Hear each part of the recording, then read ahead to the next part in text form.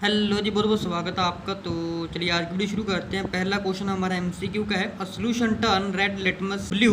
ठीक है, कह रहा है कि एक सोल्यूशन है वो टर्न कर देता है रेड लिटमस ब्लू में। तो पीएच इज लाइकली टू भी कितना होगा, 2 होगा, 4 होगा, 7 होगा और 10 होगा।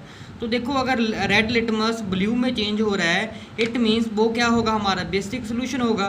तो बेसिक सोल्यूशन हमेशा बेटा उसका पीएच मान 7 से ज़्यादा होता है। तो 2 तो 7 से कम है, 4 भी कम है और 7 तो न्यूट्रल हो जाता है। 7 से बड़ा सिर्फ 10 है। तो करेक्ट आंसर बेटा ऑप्शन नंबर डी हो जाएगा इसका। नेक्स्ट है the solution react with crushed egg shell to give a gas that turns lime water milky the solution contain. तो कह रहा है कि एक सोल्यूशन है जो कि रिएक्ट कर रहा है किसके साथ, क्रश्ड एग शेल, यानी कि जो बेटा एग के छिलके होते हैं ना, तो उनको क्रश करके बेटा रिएक्शन करवाई जा रही है। और उसके बाद एक जो है गैस रिलीज हो रही है that turns lime water milky, जो कि एक पानी को है लाइम वाटर में कन्वर्ट कर देता है सफेद कलर का। ऑप्शन नंबर ए है NaCl, option number B HCl, option number C LiCl, option number D KCl, HCl B option आ जाएगा। 10 ml of a solution of NaOH is found to be completely neutralized by 8 ml of given solution of HCl।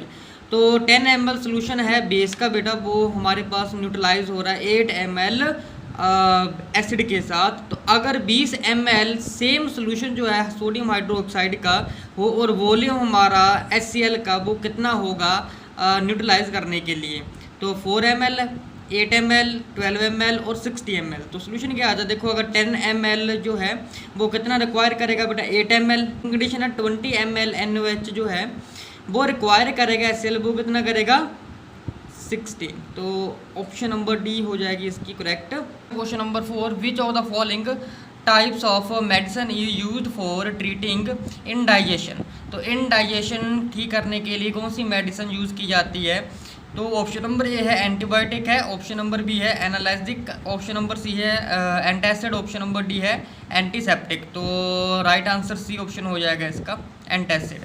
Next question है right the word equation and balance the equation for the reaction. तो balance मैंने बता रखा है किस तरीके से balance करनी है केमिकल इक्वेशन। एक तरीके से हमारे पास स्टेटमेंट में एक क्वेश्चन दे रखा है, ठीक है, आपको इसमें सबसे पहले वर्ड में चेंज करना है, उसके बाद सिंबॉलिक फिर इससे बैलेंस करना है। जैसे डाइल्यूट सल्फ्यूरिक एसिड रिएक्ट करेगा जिंक गार्नेट के साथ। तो डाइल्यूट सल्फ्यूरिक एसिड यानी कि H2SO4 किसके साथ करेगा, जिंक गार्नेट, यानी कि जिंक के छोटे छोटे टुकड़े के साथ है, तो जिंक की है तो जिंक के साथ रिएक्ट करेगा।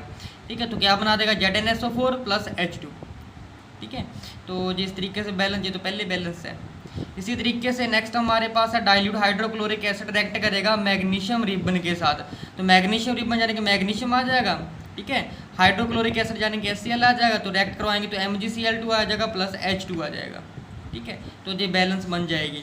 इसी तरीके से यहाँ पर डाइल्यूट सल्फ्यूरिक एसिड है वो रिएक्ट करेगा एल्यूमिनियम पाउडर के साथ। एल्यूमिनियम पाउडर यानी कि Al आ जाएगा, जहाँ पर ये H2SO4 डाइल्यूट सल्फ्यूरिक एसिड आ गया हमारे पास। तो बनाएगा क्या, Al2SO4 थ्राइस प्लस 3H2, वो ये बैलेंस होगी साथ में। ठीक है, तो बैलेंस आपको करके देखना है। ठीक है, इसमें तो पहले बैलेंस दे रखी है। इस तरीके से नेक्स्ट लास्ट है डाइल्यूट हाइड्रोक्लोरिक एसिड रिएक्ट करेगा आयरन फिलिंग के साथ। तो ये आ जाएगा हमारे पास हाइड्रोक्लोरिक एसिड HCl, तो आयरन आ जाएगा Fe, तो FeCl2 बनाएगा और साथ में हाइड्रोजन गैस बनाएगा। Question number 6, compound like alcohol and glucose also contain hydrogen but are not categorized as acid, describe any activity to prove it। तो कोई भी एक एक्टिविटी बतानी है प्रूव करने के लिए कि जो हमारे पास अल्कोहल और ग्लूकोज है उसमें भी हाइड्रोजन होता है, बट इसे जो है करेक्टराइज नहीं किया जाता है एज एसिड। ठीक है, तो आंसर क्या आ जाएगा, द केमिकल फॉर्मूला जो इथाइल अल्कोहल का होता है वो C2H5OH होता है और ग्लूकोज का C6H12O6 होता है। दोनों जो कंपाउंड है बेटा ऑर्गेनिक कंपाउंड होते हैं, तो इनमें हाइड्रोजन एटम कंटेन होता है। तो however they do not behave as acid. तो इसी तरीके से जो है क्या कह रहा है कि जे एसिड की तरह बिहेव नहीं करते फिर भी, तो this can be shown by the activity के द्वारा शोन किया गया है।